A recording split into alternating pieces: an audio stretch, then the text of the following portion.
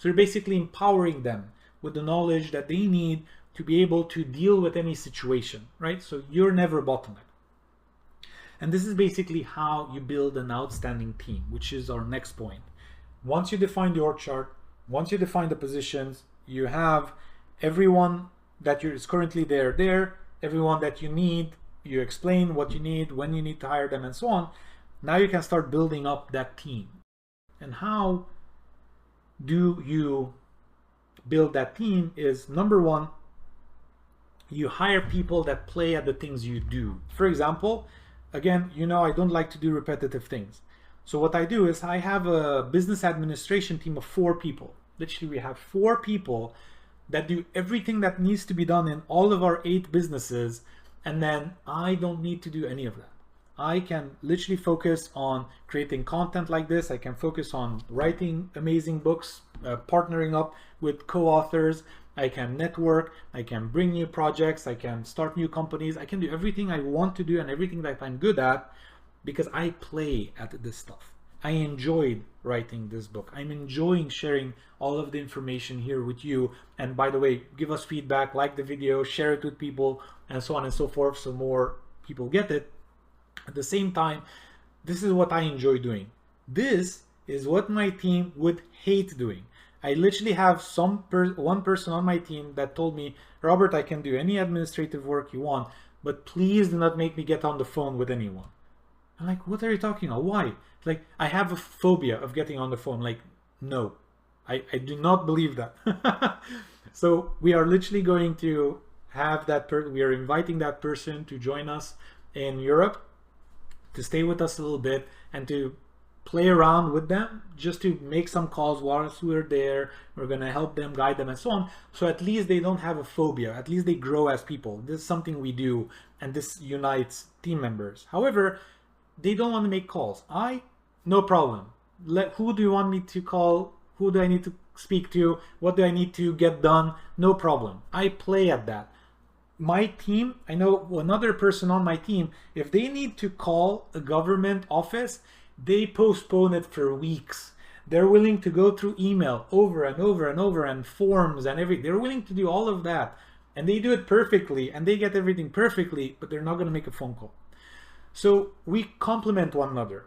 They do all of the paperwork, they do all of the clerical work, all of the administrative work, everything they do. I need to do none of that. They play at that stuff. They love it, right? And this is the best example that I can give you, right, of find people that are complementing one another. Once you find people that complement one another, then you basically use the org chart as a roadmap. Hey, I have this person that's in charge of marketing. Okay, well, what do they need to do? What are the KPIs that they are responsible for that they love to do? They love to post things on social media. They love to send emails to people. They love to book speaking engagements, like, you know, doing PR work or podcasts or whatever. This is what they love to do. So define everything there and give it to them so that everyone in the company starts playing, not work. So these are basically their superpowers. Whatever people's superpowers are, including yourself, you need to do more of that, because that is something you do naturally. That is something you feel like, I haven't worked today. It just gave me energy. I've done so much, right? Those are things that you can start doing at 8 p.m. and at 12 midnight, you're still doing them because you're so excited. Within all of these roles, something that I want to make very clear is that you cannot have, or you should not have, tasks for anyone. The only thing you should have is outcomes. For every single role, you should define outcomes. What is the outcome that I expect out of this role? For example, when I started working with the person or with the people that we're doing social media for and so on and so forth, I made it very clear. The outcome is not to film videos and post them on social media. Those are tasks. The outcome is the 2 outcomes. Number 1, to leave value, to add value to people, because remember, creating value is what we do. And then number 2 is to get some form of reward from that. More leads, more opportunities, more speaking engagements, whatever that is, more opportunities. These are the 2 things that we will use to measure success. So if anyone watching this video leaves us a comment, hey, this was amazing, this helped me, this whatever, or sends us an email, likes or whatever, all of these show us that, okay, we're adding value to people's lives. And then if anyone watching this video comes to us and says, Robert, we have an amazing event coming up here in London, whatever, come be the main stage speaker or whatever, that's an opportunity that we now got from this video that makes it worth it. Or we have a team, come do consulting with us, or we need marketing, whatever it is, right? All of these things, or book sales, even book sales, it doesn't matter, right? Anything that we can have, those are the outcomes that matter for us. So Aaron and I highly recommend that everyone on your team, you included, think in terms of outcomes. What is the outcome of this role? And so anyone that takes on that role needs to understand that I don't care when you work. I don't care whether you post 5 videos or 10 or 50. I don't care about any of this stuff. The only thing I care about are these 2 outcomes. Are we adding value to people through the content that we publish, and or is that content generating business for us? These are the only 2 things that we care about. If those 2 things are 0 for enough consecutive weeks, you need to understand that you will have to be let go. This project isn't working. However, if it's off for 1 week and you tweak, and then the next time we tweak again and we tweak again, and by the end of month 1, 2, or 3, we start getting some positive trends, like positive income coming in and so on and so forth, then we can say, okay, this is working. It's working at a certain extent, maybe at the extent we wanted to or less. However, the outcomes are slowly being achieved. So focus everything on outcomes. This one shift alone is worth thousands of dollars, millions of dollars, if you're already making millions. Stop giving people tasks. Give them outcomes. Say, I want clients to have a 9 out of 10 satisfaction rating when we do surveys. That's the outcome.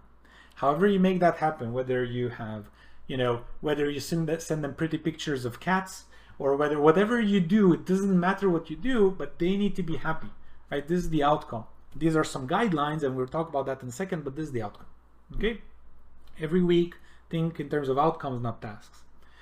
After that, another principle that helps a lot in building this team and empowering your team is to think of everything that you do from a personal standpoint in terms of investments, not expenses. When managers hire people, then they typically put them as expenses. Hey, this is the expense of whatever it is that we're doing right now. Let's say hiring a marketing person to do PPC, right? Paid advertising. Let's say their salary is 2K, and that is the expense. Instead of thinking of anyone on your team as an expense, or anything that you do as an expense, think of every single thing as an investment. The reason for this is because once you think of things as an investment, you're thinking as an investor. What does an investor want? Well, an investor wants a return on their investment. If you think in terms of outcomes, you think, okay, let's say I work with this marketing person for 3 months. I paid them $2,000 a month, that's $6,000. By the end of month 3, I basically need a return on investment of at least $6,000 for me to break even on working with this person. So think of everyone as an investment. Whether you hire an administrative person, whether you hire a marketing person, a salesperson, doesn't matter. Everyone has to give you a positive ROI. You have to give yourself a positive ROI.